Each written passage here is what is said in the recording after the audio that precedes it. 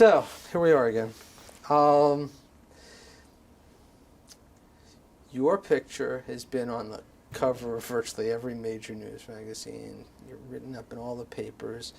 And for years and years, it was Bill Gates, the boy wonder, the man America loves to admire, the man everybody wants to be. Now all your press is Bill Gates, the man everybody hates, everyone wants to gang up on. What happened? Well, I don't think it's accurate to say there's been a dramatic shift. Within our industry, we've been very successful, and we've set a lot of strong standards, had a lot of great products, and it's a very competitive industry. And so you're seeing a lot of reaction to that. But in terms of the publicity and the broad acceptance of the direction we're taking, I think it's more positive now than it's ever been.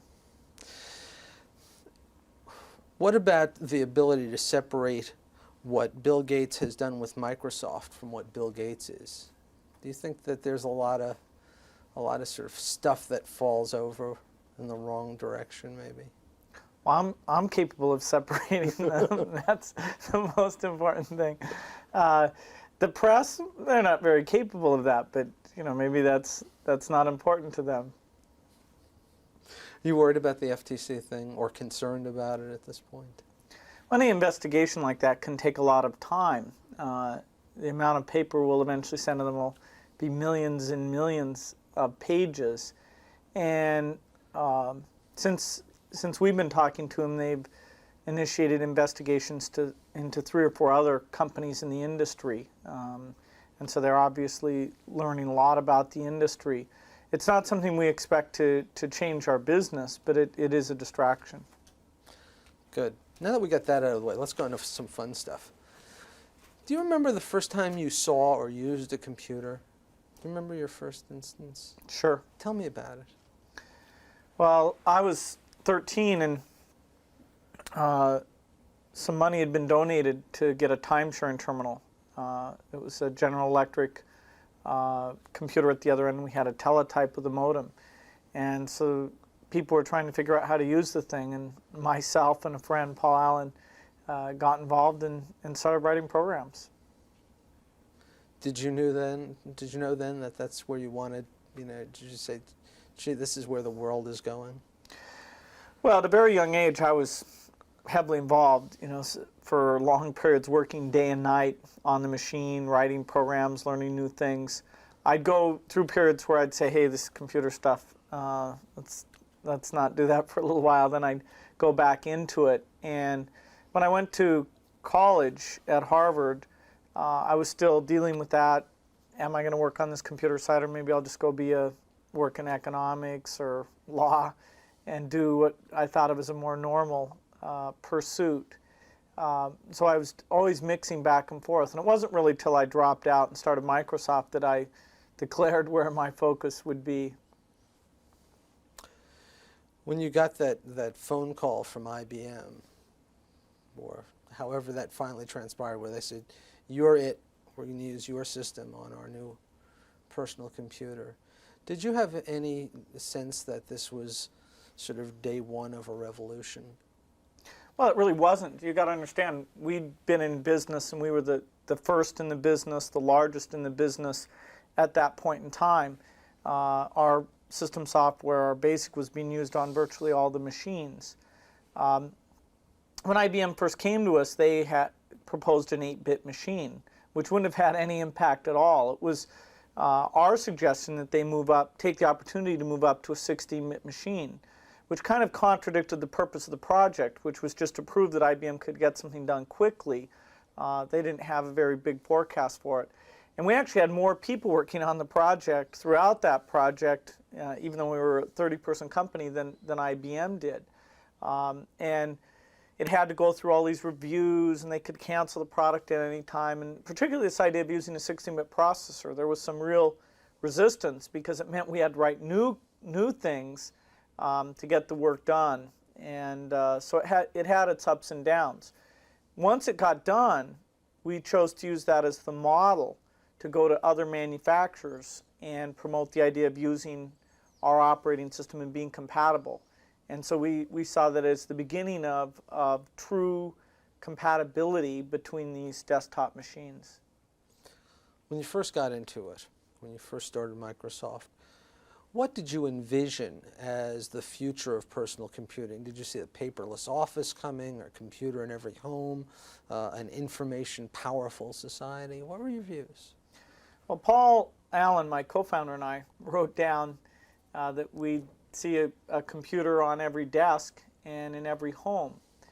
We saw the microprocessor, the chip that drives it, improving so rapidly that any access to information or processing of information would move into the PC, and it would be the tool of the information age. And so that general belief is what we've been moving towards these 15 years. Of those hopes and promises, which are the ones that you feel have best been delivered on, and which ones haven't been? Well, this is an industry where we talk a lot about ease of use and capabilities, and we still have a long ways to go to make these devices as easy as we'd like. People's curiosity about the machine and their willingness to learn things and help other users have been really essential to getting the tool to be used as broadly as it has. And it's been an industry with a lot of ups and downs. All of our early competitors went bankrupt. Most of the early hardware companies are gone. There's been, during the 15 years I've been in the business, the number of companies that have come and gone have been incredible.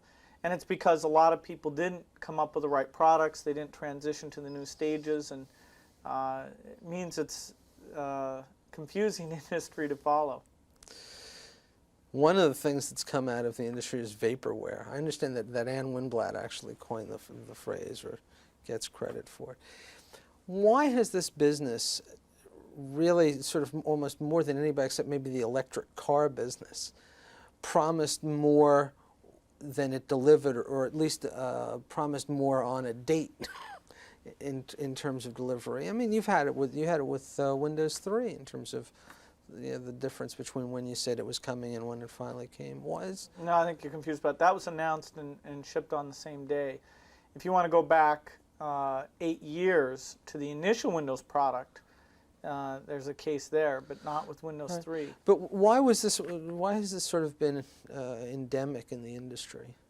Well, I think some of it reflects the great interest that users have in knowing when the personal computer is going to get better and more powerful. If you spend hours a day working with the tool, you like to give input into where it's going to go and see how it's going to change.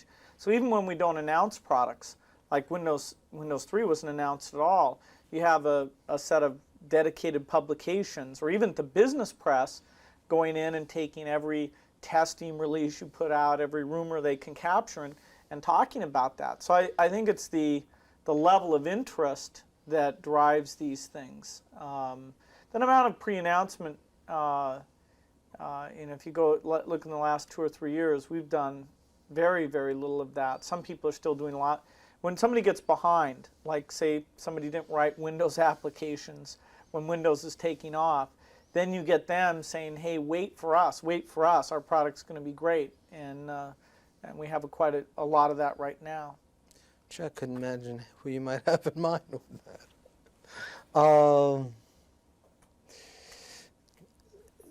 Despite your participation in the Advanced Computing Environment Initiative, you're really now the defender of the installed base. You're the champion of the 50 million DOS-based machines. And when guys like Apple and IBM get together and say, we're going to bring you something completely new, and you have to throw out everything you've got, you've sort of become the defender of these 50 million out there.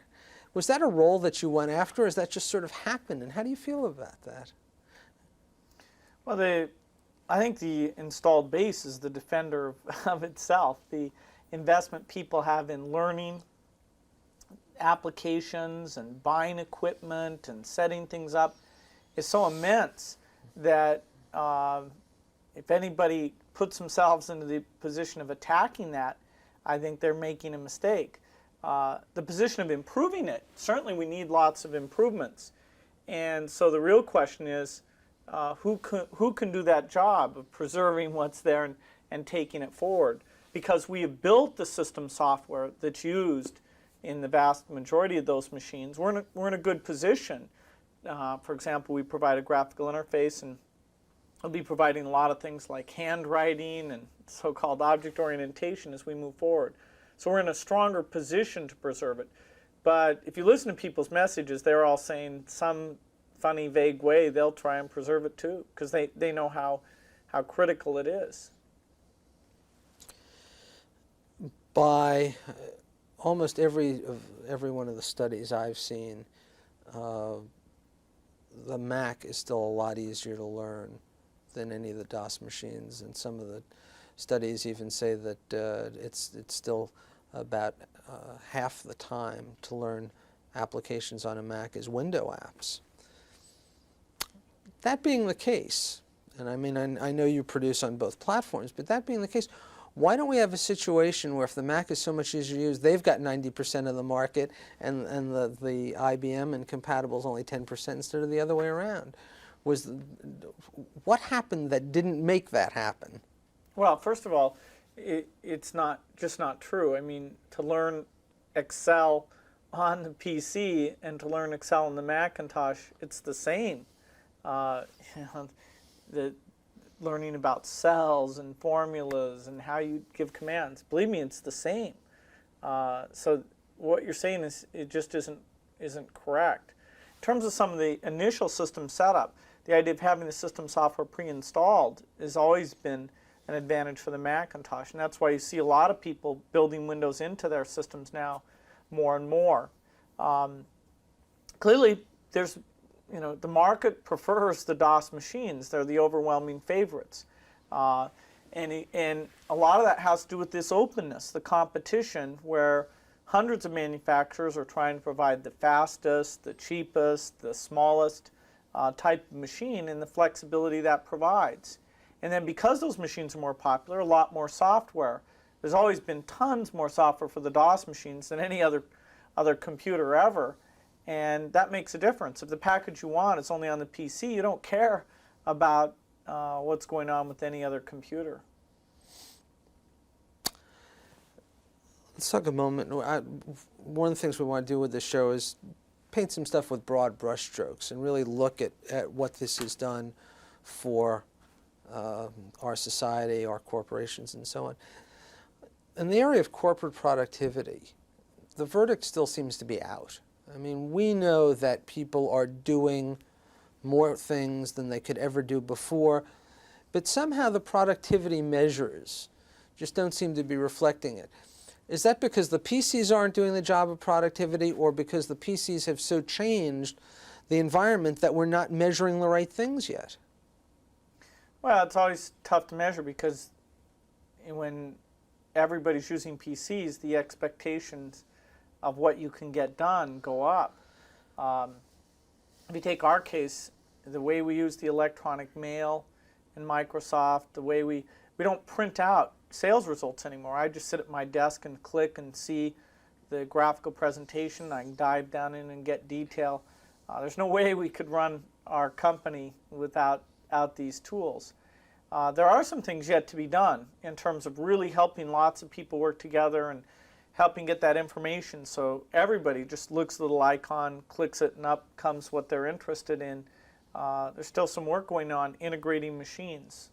Networking is a big challenge, but we will be delivering a lot of that. So the PC its impact will be more noticeable in the years ahead. All right. There's been a lot of discussion about the computer literate society and whether computers are further distancing the haves and the have-nots from one another. Because, for example, a rich school district can go out and afford to buy, entire classroom of PCs or Apple IIs or whatever, while a poor district may have one for a classroom. Do you think that the computer, the pervasiveness of the computer, could actually help us fragment the society rather than than bringing it together by giving us sort of two classes of people now? Instead of being rich and poor, it's going to be rich and computer literate and poor and computer illiterate? Oh, I definitely don't think that's the case. The PC it has been expensive and only used in isolated cases, but as it becomes a very effective tool for educational use, I think you'll see it be used more broadly.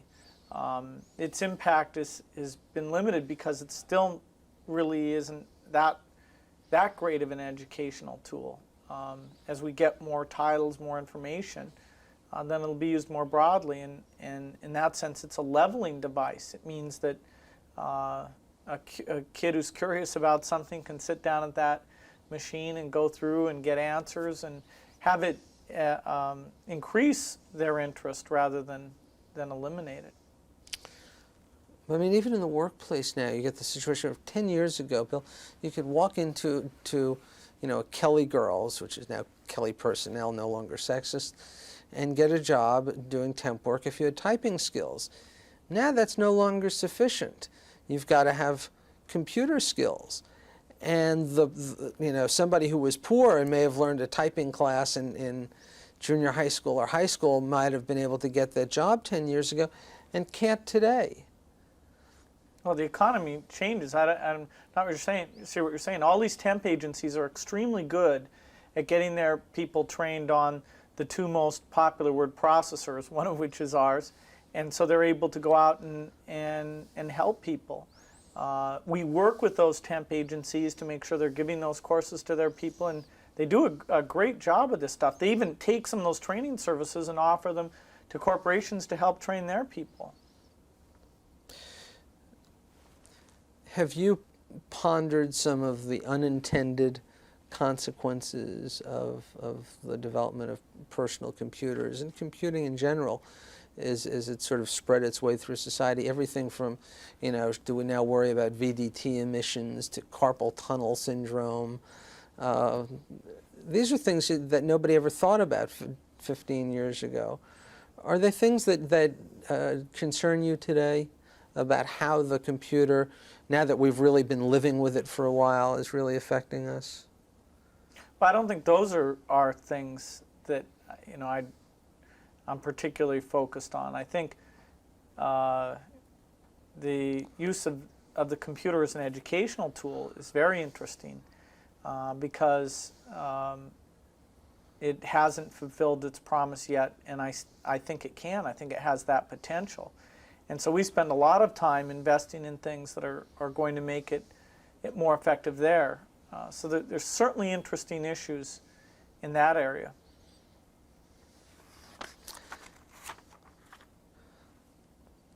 What can you do today? What can anybody do today with a PC that just couldn't get done 10 years ago?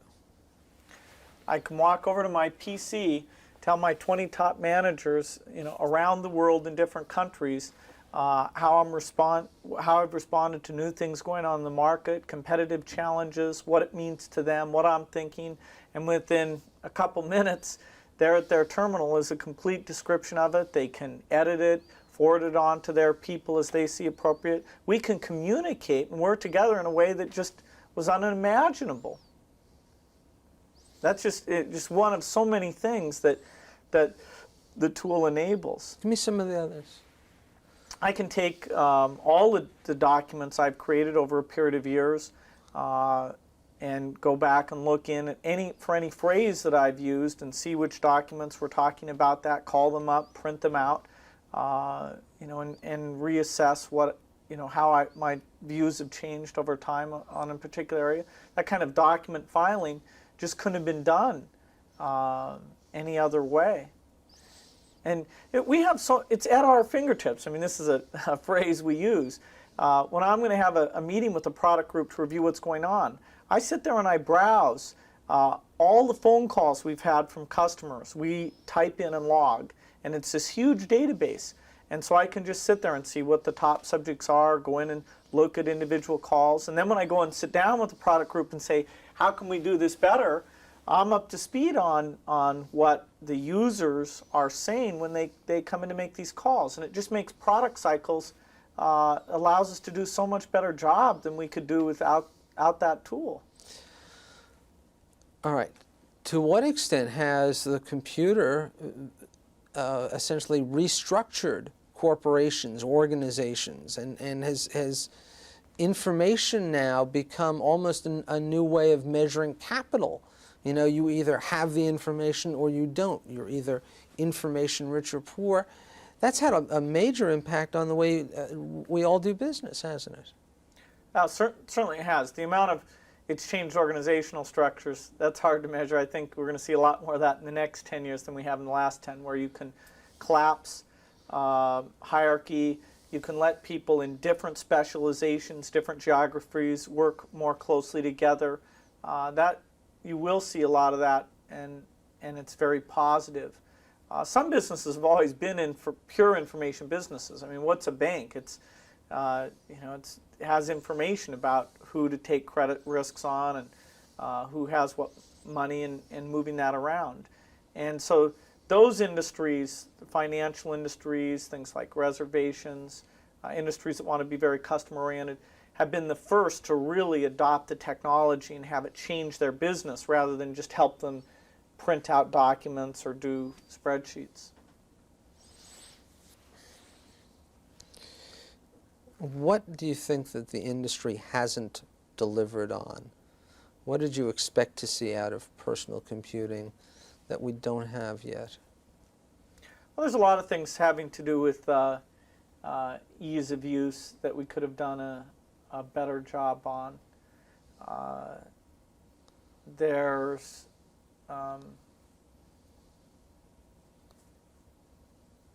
all the things that I think are wrong, because this is what I come in and do every day. These are the things we're moving towards, building into the machine and doing right. And there have been some things like, can the phone and the PC work together, where what was done was poor and it didn't succeed, it didn't deserve to succeed. But I see that the possibility for doing better there. Is the PC something you would take into a meeting? I did. The last thing I actually wrote all the code, a lot of the code myself, was a little portable computer, a Radio Shack Model 100. And I thought people would end up taking those to meetings and having them to take notes. Well, it turned out having that keyboard there was kind of noisy and nerdy, and people didn't do it.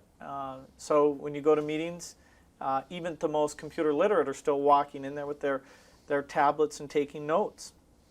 So now we're trying to change that. We're working on these handwriting machines that a lot of people are very enthusiastic about. And I think the main thing that the PC industry has to get better at is really getting a message out about what the machine can and can't do. It's a tough problem.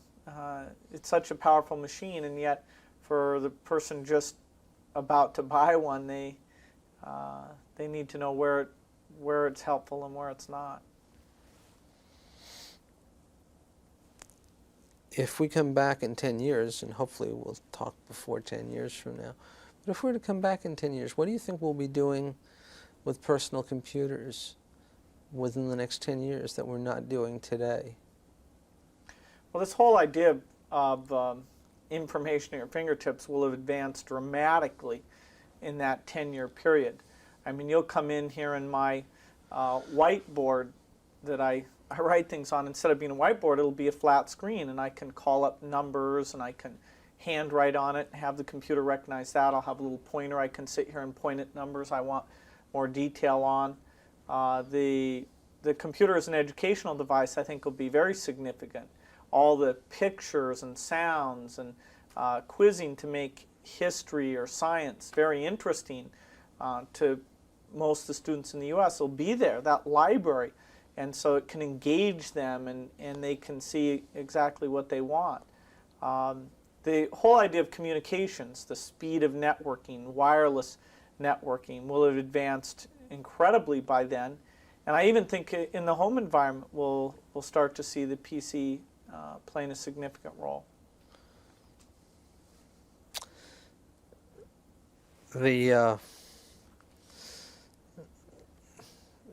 And when we talked about IBM a little earlier, first let me ask you, what's your take on the agreement between IBM and Apple? What do you think of that? Well, the key is that 10 years ago, a new structure of getting technology out to end users was adopted. It's a structure where the latest chip technology gets put into a box by lots of manufacturers and competitively shipped to them. And the latest software runs on all those boxes, so it can be priced very, very low, even though it's expensive to build. So that PC approach, let's call it, although IBM's contributed so much to it, it's very uncomfortable to them because whether it's the chip value added or the software value added or just the efficiency with which people are getting computing, it doesn't fit their business model, the cost structure that they have. And so in some ways, a lot of the things we see IBM do are to move a little bit away from this current structure, which really is the triumph of the end user over the industry as a whole. The pace at which a new chip gets announced that 2 weeks after it's ready, 100 people say they were the first to have the machine. I go down to a warehouse and buy it for some small discount. That's technology moving right out to that end user. And these technologies have never improved so quickly, whether it's chips or software, which are the two technologies. And that's a challenge to the old computer industry. It's people are always amazed when they move applications down onto these PC networks, how great the development tools are and how easy that is for them. And yet that hardware is so much less expensive than what they would have worked with in the past.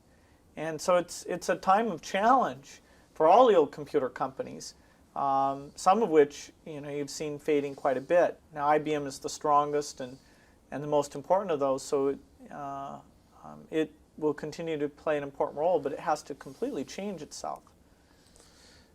Do you think anybody had any idea 10 years ago when they first said, we're going to bring this box out, what the impact would be on the computer industry itself, on the kind of shakeout that would follow? Well, I can guarantee you they didn't. I mean, the debates we always were in back then were, okay, let's not put too many features in because they had a product called the Data Master for small business, and let's not do this because they have the Display Writer, which was for word processing. And this small group I worked with didn't have the Office mission. It was another group in a Austin, Texas laboratory, and there were battles with them. So the forecast, the way the thing was planned, it's just a miracle the thing got a 16-bit processor and the disk at all, because a few of the guys on the team really supported the idea of making this a more powerful machine. Okay.